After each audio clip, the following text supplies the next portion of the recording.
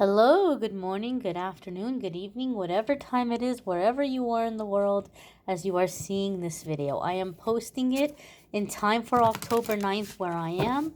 Therefore, I'm setting the intention that this be a message for the full moon that is going to be on October 9th. And a message for you for the next 24 hours.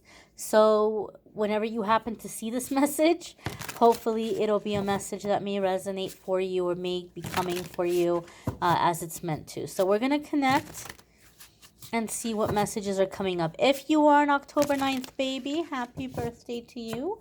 If it is your birthday on whatever day you happen to be watching this, happy birthday to you. We're going to see what the message is coming up. So we have this one here, and it is the King of Wands. How very appropriate. How very appropriate that we would have the King of Wands coming up here on October 9th. Now you might be saying, why? Why is the King of Wands so appropriate for the full moon on October 9th? Well, because the full moon is a full moon in Aries. And Aries is fire. And the King of Wands is fire. So this card coming up is telling me. And another interesting thing is that this particular full moon is going to happen just before 5 p.m. Eastern time in the United States, so on October 9th. So West Coast would be just before 2 p.m., right? Am I getting this right? Just before 5 p.m., just before 2 p.m. So the full moon, the moon is going to hit that fullness during the daylight hours, right? And so there's a sense of illumination in that way, and this little sun is really jumping out at me, or this fire that looks like a sun is jumping out at me. So I feel like this is saying that this particular full moon in Aries, the way that a lot of you are going to be experiencing it is, yes, there's a release. There's always release in full moon, right? Even if you don't know how to do a release, some of you might say, oh, I keep hearing how it's a good time to release on the full moon, but I wish I knew how to release. I don't know how to do a release, and I don't have anywhere where I can go. There's nobody that can do a full moon bonfire with me, or I don't have a bathtub, so I can't take a bath. Look, listen, it happens, the release happens very naturally. All of this other stuff is a great way of setting the intention and being conscious of it and really kind of directing it through. But even if you're not sure how to do that, the full moon, there's gravity, there's magnetism, it's pulling at us. So we're gonna release regardless, even if we don't know how. Now, as the release is happening, this King of Wands is telling me that a release is occurring with a call to action, or a desire for action. The Queen of Wands for me is like the rage and the anger that we feel before, going for what we want, like getting fed up. And so the King of Wands gives me the feeling, in the sense, you're already past the anger.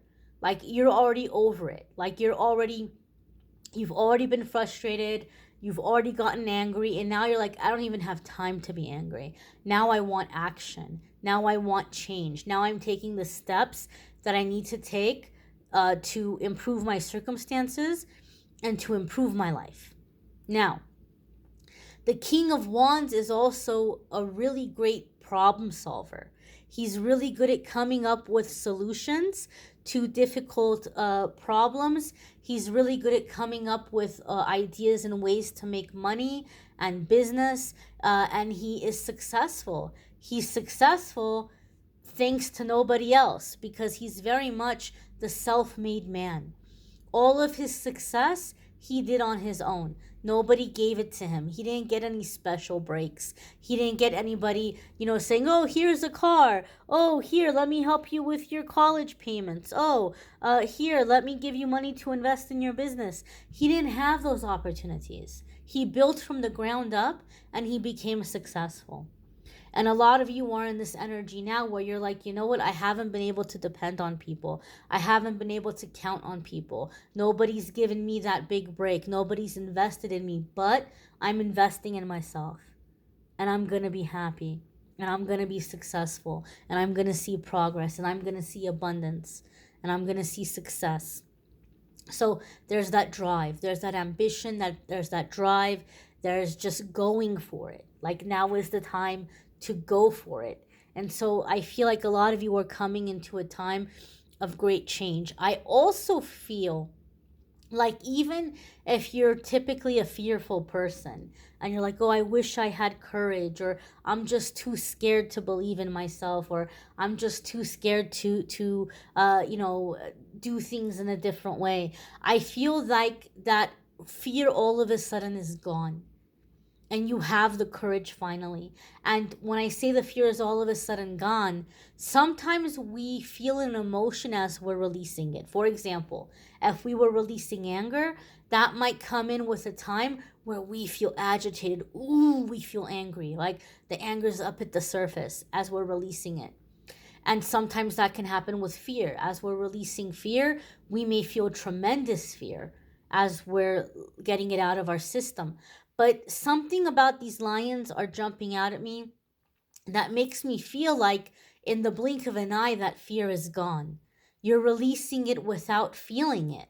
You're releasing it without it like taking over or slowing you down. It's just like it's not even there anymore. And now you're ready to move forward and to, create the life that you want to create. I feel some of you, a lot of the fear has been because like you've been afraid of rejection. Like that's been the main thing. You're afraid of rejection, or you're afraid of people like being like, "Oh, look at you, you failed." You're not going to have that fear anymore. And you're going to believe in yourself, and you're going to have this confidence, and you're going to go for it. Some of you gave up on something a long time ago because you thought that you had the perfect circumstance or perfect situation, and it didn't work out. It just kind of crumbled, and so you took it as a sign that the universe was telling you, look, this isn't for you.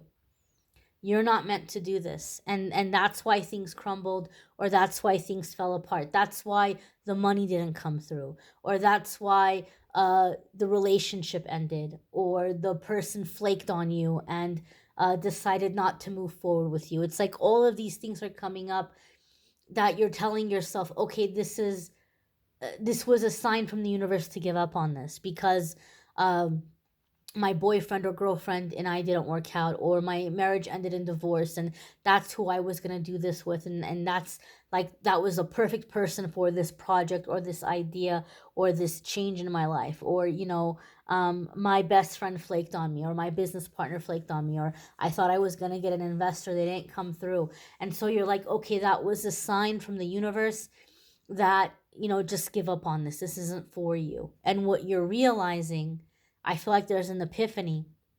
It's not that you're not meant for it, and it's not that that was a sign for you to give up. That was a sign for you that that was the wrong person for the situation, and that was the wrong circumstance for the situation, and you're meant to do it in a different way. You're meant to do it independently. You're meant to bring this into the world in a way that only you can, with your style, your spin, your way, without it being influenced by anybody else. And also so that you're able to see how much you're able to accomplish uh, with your own gifts, your own intelligence, your own being.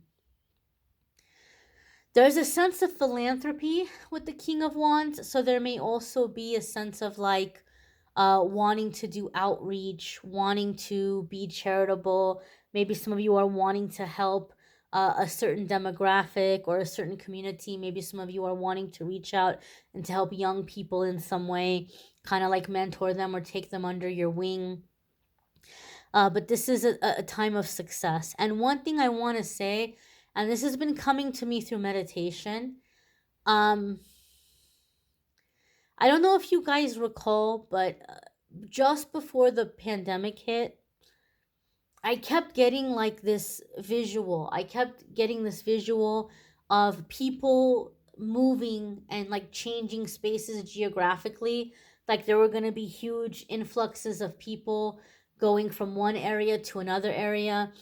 And we've been seeing that. We've been seeing large groups of people migrating or immigrating. We've been seeing large groups of people, even here in the United States, large groups of people leaving certain states, going to certain states. There's been a lot of movement in this way. And and so this gives me confirmation for what I keep getting now. I keep getting a visual, or I keep seeing communities thriving, and like wealth being distributed equally or evenly, but happening through the people.